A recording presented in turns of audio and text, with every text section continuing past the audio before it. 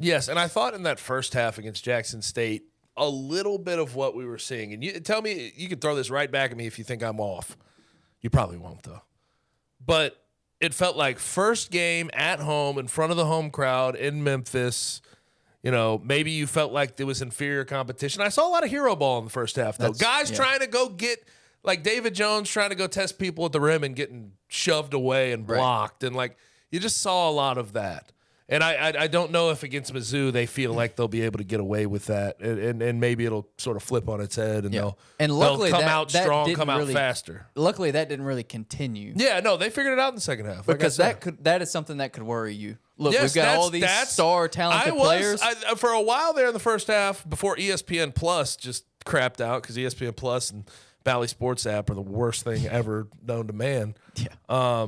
But I was kind of worried about that. I'm like, okay, maybe these guys have more ego than we thought. Maybe they really want to go get their own stats, but then you started to see them settle down and feed hot hands and do what they needed to do. And also, they don't have their head coach on the sidelines. That's what I was about to ask you. Like, does that... I don't know how much stock to put into that. Yeah, I don't know. I really don't. Like, it just... I don't know. It's a hard one to pinpoint what that means and what that does. But we know how engaged Penny is, not only just from a schematic standpoint and from a game plan standpoint, but from a relationship with his player standpoint. We saw so much last year of those veteran guys and those big crunch time moments and timeouts. Kendrick Davis and DeAndre Williams were face to face with Penny Hardaway in timeouts, so we know he's super involved.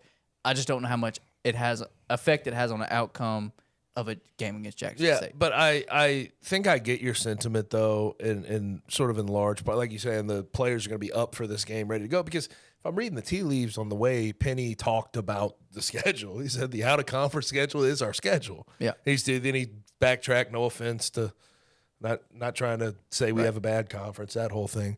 So I feel like those guys understand. He's been preaching behind closed doors in the practice facility when they're watching film, brother. Hey, we got to get going. There's no time to mesh. We have to be meshed.